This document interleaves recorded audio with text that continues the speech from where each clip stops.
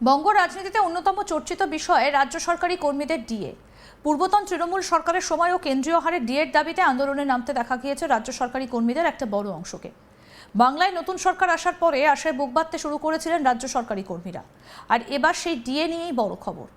নতুন সরকারের প্রথম বাজেটে ডিএ নিয়ে বড় প্রস্তাব রাজ্যের অর্থমন্ত্রী স্বপন দাশগুপ্তর। তিনি বলেন, রাজ্য সরকারি কর্মচারী, আধা সরকারি কর্মচারী, শিক্ষক এবং অশিক্ষক কর্মীবৃন্দ সরকারের কাছে কাজ এবং নীতি রূপায়ণে গুরুত্বপূর্ণ ভূমিকা পালন করেছেন।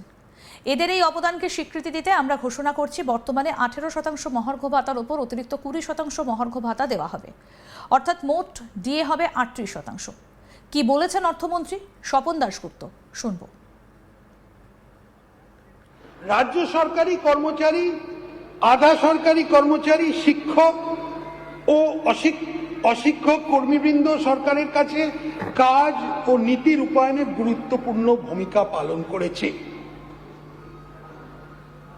এদের এই অবদানকে স্বীকৃতি দিতে আমরা ঘোষণা করছি যে বর্তমানে 18% মহার্ঘ ভাতা দিয়ে ওপর অতিরিক্ত 20% দিয়ে দেওয়া হবে।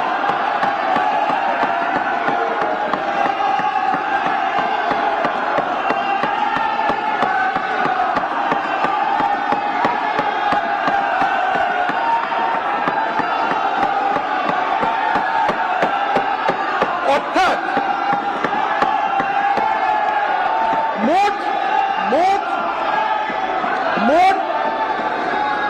মোট ডিএ হার হবে 38%। অন্যদিকে রাজ্য সরকারের শূন্যপদ পূরণ নিয়েও বড় প্রস্তাব দিয়েছেন স্বপন দাশগুপ্ত। তিনি বলেন, রাজ্য সরকারি অফিসগুলোতে 1 লক্ষ শূন্যপদ পূরণ করা যাবে, যা 33% মহিলাদের জন্য সংরক্ষিত থাকবে। এই শূন্য পদগুলোর মধ্যে 20,000 পুলিশ বিভাগ, 50,000 শিক্ষক, অধ্যাপক ও অশিক্ষক কর্মী, 1,000 ইস্টার্ন ফ্রন্টিয়ার রাইফেলস এবং বাকি সরকারি নিয়োগ করা হবে। যেখানে প্রযোজ্য সেখানে 10% অগ্নিবীরদের জন্য সংরক্ষিত থাকবে। কি বলেছেন স্বপন দাশগুপ্ত এই বিষয়ে, এবার সেটাও শুনব। রাজ্য সরকারি অফিসগুলোতে 1 লক্ষ শূন্যপদ পূরণ করা যাবে, যার 33% মহিলাদের জন্য সংরক্ষিত থাকবে।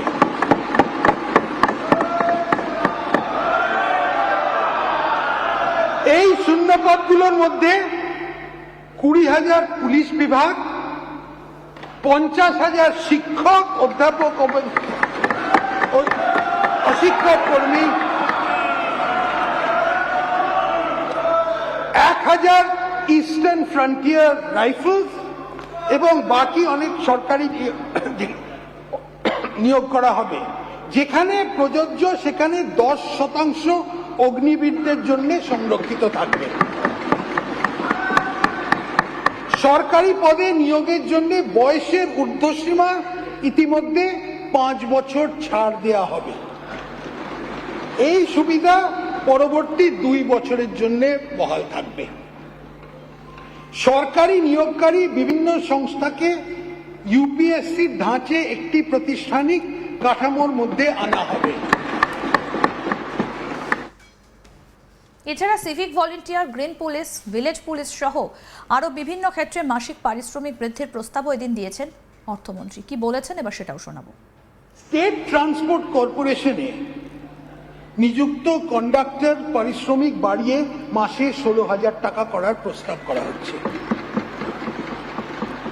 সিভিক ভলেন্টিয়ার, ভিলেজ পুলিশ ও গ্রিন পুলিশ কর্মীদের অগস্ট 2026 থেকে তাদের মাসিক পারিশ্রমিক 2,000 টাকা বাড়িয়ে দেওয়ার প্রস্তাব করা হচ্ছে। এছাড়া হোমগার্ড ও এনভিএফ কর্মীদের মাসিক পারিশ্রমিক 2,000 টাকা বৃদ্ধি করা হচ্ছে। প্রাণী বন্ধু, প্রাণী মিত্র, প্রাণী সেবা, মৈত্র এবং অন্যান্য এআই কর্মীদের গুরুত্বপূর্ণ কাজকে স্বীকৃতি দিতে এদের মাসিক পারিশ্রমিক 2,000 টাকা বাড়ানোর প্রস্তাব রাখছে। Village resource persons, vector control team, vector surveillance team, এদের দৈনিক পরিশ্রমে বর্তমান হার যথা 200 টাকা ও 175 টাকার উপরে আরও 100 টাকা বৃদ্ধি করা হবে। অবসরপ্রাপ্ত সাংবাদিকের পেনশন মাসে 5,000 টাকা দেয়া হবে। যে সমস্ত ব্যক্তি কারাবাস ভোগ করেছেন তাদের মাসে 10,000, জরুরি অবস্থাটা এটা বেশিটাই, তাদের মাসে 10,000 টাকা পেনশন দেয়া হবে। রাজনৈতিক বিশ্বাসের জন্য মিথ্যা ও ভিত্তিহীন মামলার শিকার হয়েছেন তাদের সংগ্রামী ভাতা দেয়া হবে।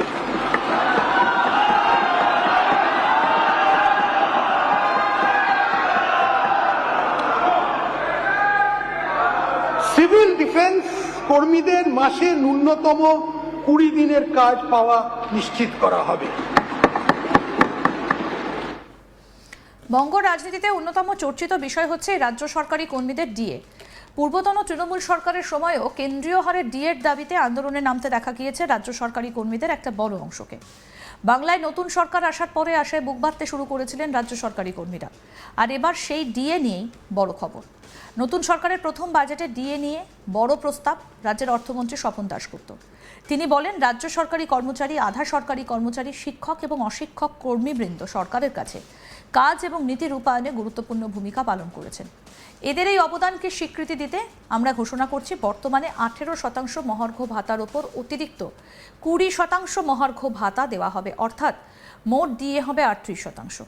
কি বলেছেন এই ডিএ নিয়ে অর্থমন্ত্রী, আসুন শোনাই আপনাদের। রাজ্য সরকারি কর্মচারী, আধা সরকারি কর্মচারী, শিক্ষক ও অশিক্ষক কর্মীবৃন্দ সরকারের কাছে কাজ ও নীতি রূপায়ণে গুরুত্বপূর্ণ ভূমিকা পালন করেছে। এদের এই অবদানকে স্বীকৃতি দিতে আমরা ঘোষণা করছি যে বর্তমানে 18% মহার্ঘ ভাতা ডিএ ওপর অতিরিক্ত 20% মহার্ঘ দিয়ে দেওয়া হবে।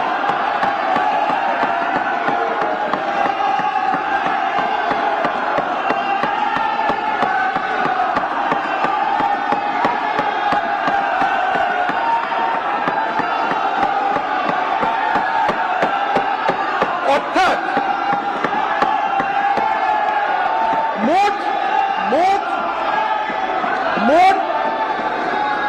মোট ডিএ হার হবে 38%। রাজ্য সরকারি কর্মচারী, আধা সরকারি কর্মচারী, শিক্ষক ও অশিক্ষক কর্মীবৃন্দ। আরও আপডেট পেতে দেখতে থাকুন আজ তাক বাংলা, সাবস্ক্রাইব করুন।